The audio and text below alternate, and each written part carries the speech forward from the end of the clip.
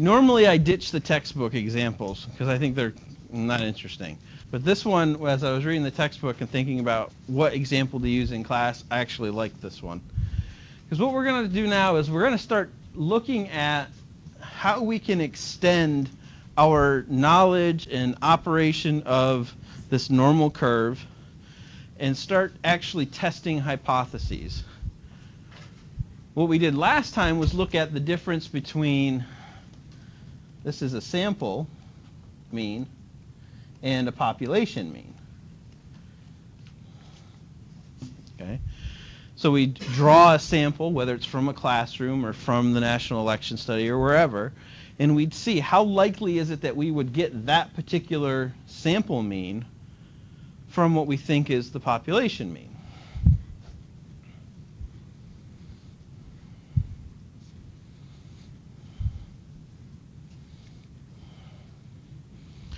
But what we're going to look at with this version of difference of means is looking at two different samples or two different populations. So we can start comparing two groups, like men and women, white, non-white, young, old. Okay. Now we're still going to have the exact same framework. We're still going to have the idea of a distribution of values. We're going to have a critical value of whatever we select as our decision rule. Right? The framework is exactly the same, but we got to adjust it a little bit. So here's the example that I liked, because I am that person. They talk about parking, and most of us, I'm assuming, have ridden in a car before and understand the concept of parking. And I've heard rumors that parking on the campus is interesting and not necessarily plentiful, non-existent. I've seen spots. All right. So the book uses the example of how do we behave when we leave a parking spot? How many people in here have had the experience of being stalked, like prey, in a parking lot? Almost every hand, okay? So what happens? You're walking, you're like, where the hell did I leave my car? You do the clicker thing so it'll beep at you, and there's this car, right behind you. I may or may not have one point in my life stopped, turned around, and asked for a ride. You want my spot? I'm way over there. Let me in. Maybe. Yeah. Hey, dude, I'll give you a ride. Yeah. Your car. All right. So we are aware of this phenomenon, that people will stalk you for your spots. At Michigan State, I was in a lot, and it was a gated lot, so we had a key card, and I would just go and I would just park. And I'd park at the very end of the lot and just wait for somebody to come get in their car. Because the alternative was driving 2 miles away and waiting for a bus to come pick me up. So I'm like, I'm just going to park here and wait for somebody. So I've done the stalking. I've observed this behavior. And as you're sitting there waiting for the spot, you're going, what's taking so long? Well, there's actually a theory behind this. So, do people, for whatever reason, take longer when they know they're being watched? Yeah. Why? You do it to upset the other person. You think you're going to stalk me? I'm going to get you back, right? Anywhere but on campus. On campus, you almost expect it. Like, you don't know. If you leave the library, All right. there's 15 people circling around the library parking lot. Okay. But you know, else, yeah. if you're at Costco and you're like, oh, these people, they're in such a hurry, I'll make them wait. Again, I can understand this behavior. So what can we do? Can we test this theory that sometimes people are, for whatever reason, taking their time? Yeah, we can do this. So let's study people. So some guy with a clipboard, perhaps, or we could watch security footage or whatever. Let's observe how people behave in two different situations. One, where they've been stalked and they're looking over their shoulder and they finally get to their car and they look back and they see the other car with its blinker on going, yay, I got a spot. Versus when nobody's around. Like absolutely nobody's around. And there's no sort of need for your spot. Now in theory, right, you should take longer when there's nobody right behind you. But yet when there's somebody waiting for your spot, you should speed up because you know your spot is wanted and needed, right? But then there's the alternative hypothesis that I'm just going to be a dick. And I'm going to make them wait because I didn't like how close they got to me. Are they trying to think they're going to run me over? Right? So we have actually three alternatives, or two alternatives and a null hypothesis. The null hypothesis is it should take the same amount of time. Alternative hypothesis 1, I'm going to hurry because I know somebody wants my space. And therefore, the time it takes me to leave my parking spot should be less, should be faster, right, than if nobody's around. And then there's the I'm a dick hypothesis, where I'm going to make them wait. And they will learn their lesson, and they will respect me and give me a safe space to walk to my car.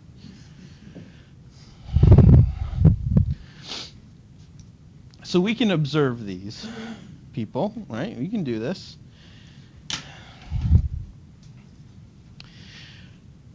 This is all in your book, so you don't have to copy this slide. That's the other reason I decided to actually go from the book, because it's in your book. You don't have to do a lot of slide copying. So what do we have here? Well, we have a hypothesis. They call it the intruder. So the car in waiting, the Jaws, the one with its blinker on, we're going to call that the intruder scenario. In the intruder scenario, it takes, on average, for this study, 40 seconds.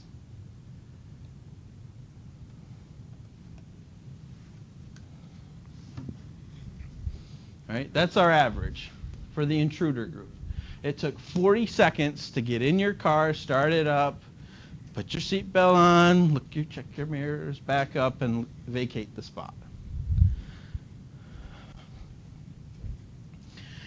Without an intruder, it took 30 seconds, 31.67 seconds. Okay. So which one of our alternative hypotheses do we don't think is actually going to work? The first one, right, where you're courteous and you're like, oh, somebody wants my spot. I think I'll leave quickly so that I may help them. Yeah, it doesn't appear that that's the case. Okay. Now, for each set of observations, the n is 15.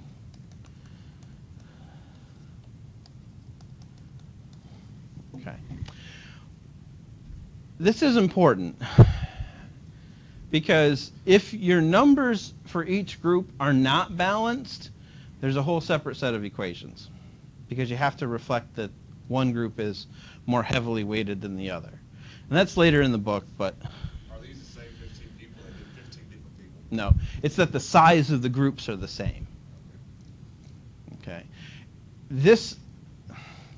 I'm on the fence about why they showed this.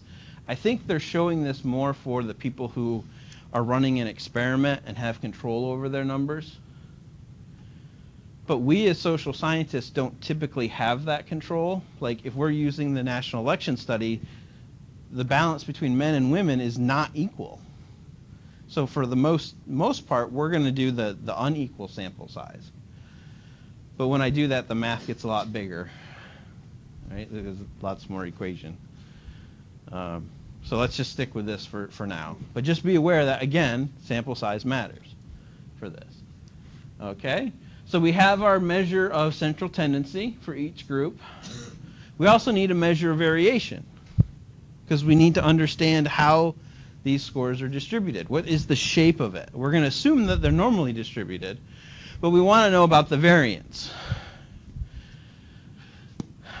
So this should look familiar, right? The difference of each individual from the mean divided by some version of either n, in this case n minus 1, take the square root of it, you get s If you didn't take the square root of it, you'd get s squared. You get the variance, but this is the standard error. So the standard error, or this is the standard deviation. This, it becomes the standard error when you divide it by the sample size. 2.69. Okay, seconds. And you do the same for the second group, 2.6. So the variance, right, the spread for these two distributions is about what? You think they're the same or different, or? They're about the same, right? They're 2.6-ish. All right.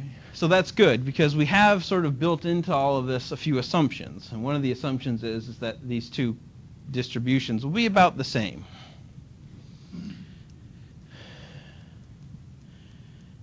Show me the picture. Where's the picture? All right.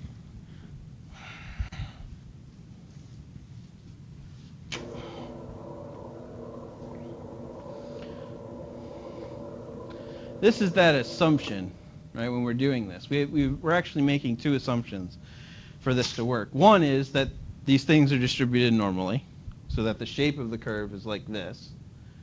Right? And the second one is that the variance, or the spread of the curve, is about the same. Because if you violate that second assumption, look what we're really comparing. Right? This is where we have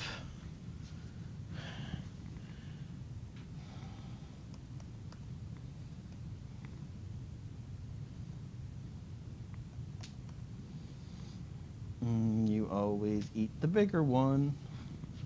Right? So in this situation, this standard error is a lot smaller than this standard error. And that would say that we're violating this assumption of, big fancy word, homogeneity. Okay? Homogeneity. Equal variance. So we have to have that assumption. So it's a good thing just to keep in mind. Of course, if we violate this assumption, then all we have to do is find a different equation, and it gets a little bit more difficult. But we're assuming that, first of all, our sample means are distributed normally, and second of all, that there is homogeneity of variance, that the variance will be the same. So what we should see over here is, right, two equal curves, but the one sample curve is moved a little bit to the left or the right because the sample means are different.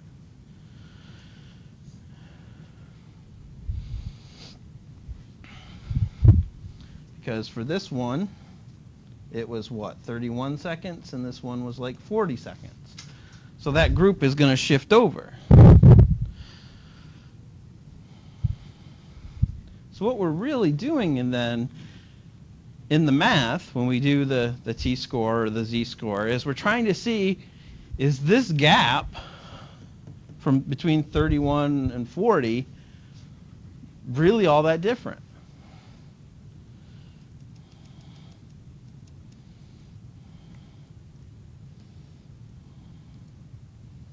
Okay. Yeah, we don't need to do that.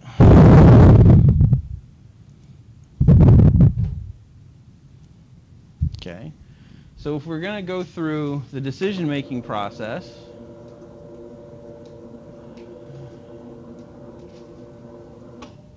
okay, state the null and alternative hypotheses. Well, our null hypothesis is always what? That what's zero? That there's no relationship, or there's no, in this case, difference. Okay? So our null hypothesis says that the mean, notice that it's the population mean, right? The mean time that people would take when there is an intruder, the person trying to take your spot, should be about the same as when there isn't an intruder. So we're not altering our behavior because somebody is there with their blinker on, just waiting, waiting, waiting. Okay. The alternative hypothesis for a two-tailed test, or just a general alternative hypothesis, is that there is a difference. And again, if we want to have more specific alternative hypotheses, we can.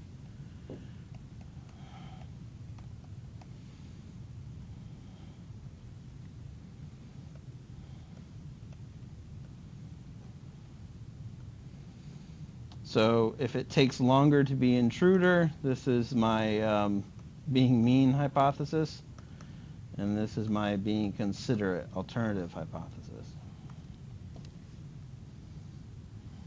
Right, where you hurry up.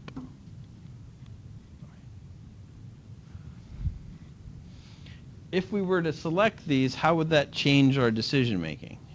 Well, we would be looking for all of the significance, all of the area of rejection to be packed in one tail or the other. So this is a two-tail test.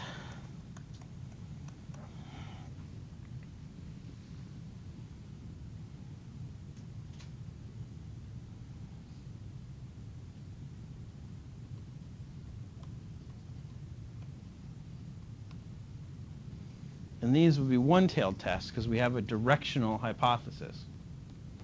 Make sense? Okay.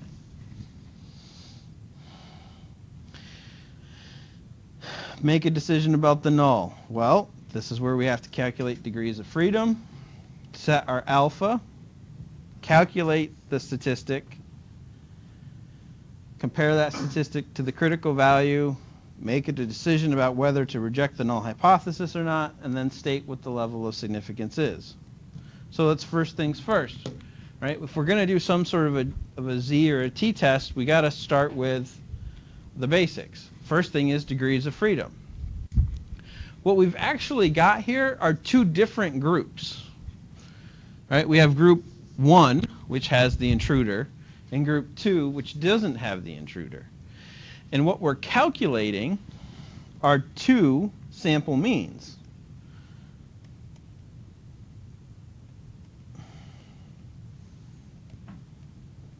And two standard errors. So you have to take 2 degrees of freedom away, one from each group. Make sense? Because again, think about it, we have 2 samples. Right? We have a sample of intruders and a sample without intruders. So they each lose a degree of freedom because they're a sample from a population. So again, one small difference. The next step, we got to decide what it is we're going to do about a decision rule.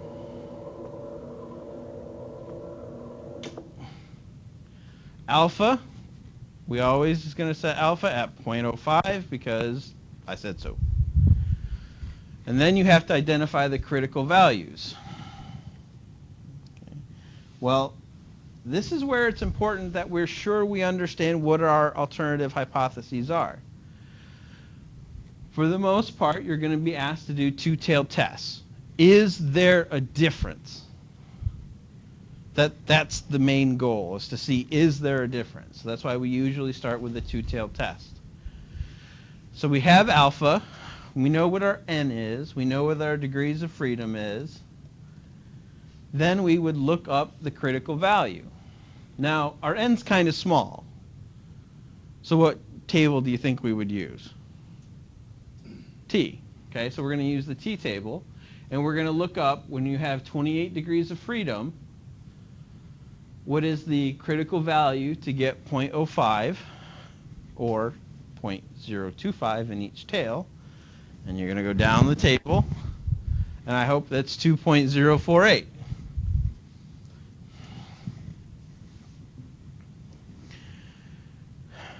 The other reason that I wanted to do this is because this is bucket on the floor, right? They sat down and they said, you know what? We need to be clear what we're doing here. Let's draw the curve.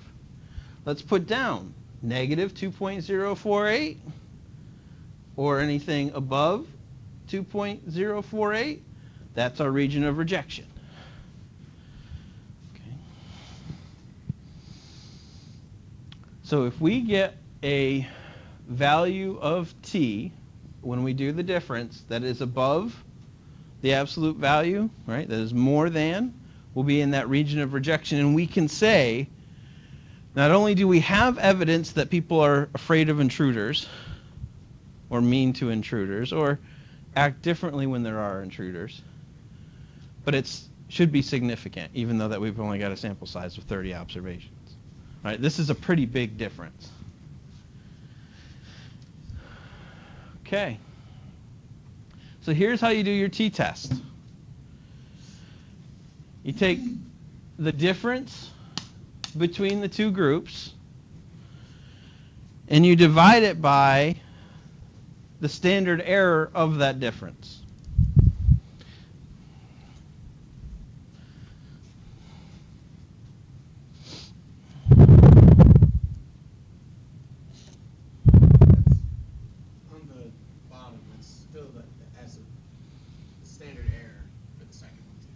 No. It's not. This is one number, this is one number, and our denominator is one number. Okay, but I'm asking if that S applies to both means. Okay. There you go. So that's one subscript. It doesn't look that way because it's a lowercase s. When I always write it out, I always put an uppercase s because I want you to see that it's a subscript. This is called the t-test for independent means, because the two groups are independent from each other, right? That's what this is called. We know how to calculate x1 and x2, because that's the mean. The sum of the x's divided by the number of x's. We got that. But now we have to know how to calculate this thing.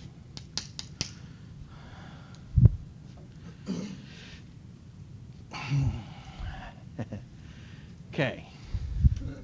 No, it's easy. It's really easy. Really easy, guys. So again, we got an s with a sub of x1 minus x2. So we're going to take the square root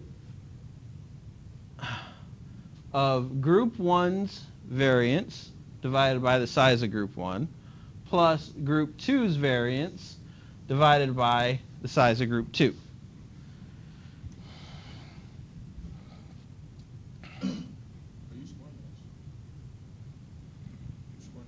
Well, it's s squared, so it's the variance. S without the square is called the standard deviation, right? So you actually calculate s squared, and then you take the square root of it to get s. Remember that thing you do where you write down all the numbers, and then you write down the mean, and then you find the difference, and then you take the sum of the differences, and then you... See? Yeah, I gave it to you already, but you know how to do this. You have the skill to do this. You just go back to like chapter 3, and you go, oh, I remember doing this. Oh, I hate doing this. Your problem is that y'all do it so sloppily in your homeworks. Somebody actually did it sideways in their homework. They're like, I don't have enough room to make it this way. Nick's having that look on his face like you just called me out again. You're like, I did my table sideways. Okay. So again, none of this is hard. This is not hard. This is bucket on the floor stuff. It all goes back to something you already know how to do. When we plug in the numbers, right, 15 was the size of each group. I think I gave you this at the beginning, these numbers for the variance. So we square it, we do our math. So what you do, odd orders of operations, is you do the squares first, then you convert these fractions into numbers, and then you add them together. Once you add them together, then you would take the square root of them, and the answer is 3.74. Okay. So we plug that into our equation. 40 seconds minus 31 seconds divided by 3.74. Again, simple math, subtraction, then division, gives us a t-score of 2.42. Without even looking, what do we think we're probably going to do to the null hypothesis? We're probably going to reject it. Why do you think so, Ryan? Yeah, because that's a pretty high t-score, right?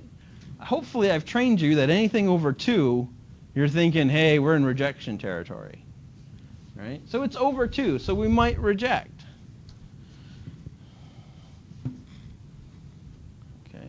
So we got a 2.42. It's on this side. It's a positive 2.42. Our decision rule, where we set alpha at 0.05, and then split it in half and put each half in each tail, all right, we're clearly beyond that. So we can reject the null hypothesis. But are we super significant? No, because the next level is the 0.01 level. That's the 99% confidence interval. Are we 99% sure? No, we can't go there, because that would require a critical value of 2.763. Again, for the most part, in the social sciences, all we really care about is whether or not you've gone past this one right here. That's really what we care about the most. But when we report results, we do this thing. Let's go back to what the t-score is. So if I were to report this in a paper that I write for a conference or for a journal, I just can't help myself. I'd have to put a little star there. Because that star, there's always a table at the bottom that says P less than 0.05, P less than 0.01, P less than 0.001, and they'll do 1 star, 2 stars, or 3 stars. This is a very common thing when people report their results, is to put a star next to the statistic to show you that it's significant at some level. Significant enough to allow you to reject the null hypothesis. All right. I had a stats professor that hates this. He calls this stargazing. Because you open up a journal and you look at a table and you just start stargazing. You try to find the stars to see what's significant or not. And we all do it, and we're all guilty of it, but we should all at least be aware of what we're doing. So when the book is teaching you that there are different levels of significance, it's training you to be stargazers. This is enough. This is enough for us to say that there's a difference. Right? So this theory that we are inherently bothered by intruders and therefore act out against them appears to be supported by this experiment. Man, we're jerks. Right? Because there's no reason to be jerks. I almost got into an argument, display of dissatisfaction with a cop this morning. So I'm driving on 501. There's my first problem. And I'm trying to get John to daycare, which is right that way, right? And you know how after campus, before you get to the light, there's a way that you can turn down Carolina Road to go to there's apartment complexes and stuff back there? There we go. Some of you might live there. So I've pulled over to the side, and I'm in the middle, and I am clearly trying to turn across 501. And there's a truck right in front of me. And I'm thinking, thank you, sir, for blocking the intersection. Because that's something generally we try not to do, block intersections. But I'm be patient. I never curse in the car because John's always in the back seat. I'm thinking, all right, I'll just wait. I'll wait. And finally the truck moves up. I'm like, good. Then the next thing to do is to check to see if the car is going to drive up right in front of it and block the intersection again. It was an Horry County police officer. He did not pull up. Great. 1 lane down, 1 lane to go, because it's 2 lanes. Because if you start out, and then people keep going, and you're like, yeah, I can't go. So then the next person comes up, and they notice that I would like to turn through an intersection that they can't move on because there's a red light at campus, and they stop. And I'm thinking, all right, that's 2 lanes. There's actually a 3rd lane there, that little turn lane onto Carolina Road. So before I go, I always stop to see if I can see through the cars, because again, I don't want my son to get T-boned when we cross through the intersection. So I start to pull forward. Guess who starts to pull forward at the exact same time? Cop. And he's chirping at me, and I'm chirping right back, but I'm doing it in a nice way because John's in the back seat. And we're just chirping at each other, and I don't care, and I'm going through the intersection. He's not going to get anywhere any quicker. I will get there quicker. But for some reason, he decided, you know what, I think I want to block that intersection now. We need to be kinder to each other. We need to stop taking an extra, how long? 10 seconds. That is something that is measurable, that we can actually see that. I'm not done yet. We got another step. So we know that there's a difference. We can draw a conclusion from the analysis. The average departure time for the 15 drivers in the intruder group is significantly greater than the mean departure for the 15 drivers in the no intruder group. And then it reports out the results. That word, significant, we have to be really careful in how we use that. Is a 10.06 seconds significant? Is 10 seconds a significant amount of time? Not really. Right? The length of time is not significant. What is significant? The difference. It's the difference that's significant. Right? So the departure time is significantly greater. It's not a judgment at the size of the difference. It's the fact that the difference exists. Okay? Is 10 seconds a significant amount of time? No. If I hold you back for the first 10 seconds of 1250, is that a significant amount of time? No. What is significant is the fact that there is a difference in the case of this parking study. Okay? So this word, man, I hope, the one thing that I hope that the 19 of you leave this class with is the correct understanding of what statistical significance is. Okay? That is really important. It's not that there's a huge, huge gap. It's that the gap exists. And that's what's significant. Okay? The last step that they say, relate it to previous findings. Right? Well, Ruback in Zhuang's 1997 article about territorial defense, we have an application of territorial defense in parking lots. That's a conclusion. Put some stars on it, send it out, get it published.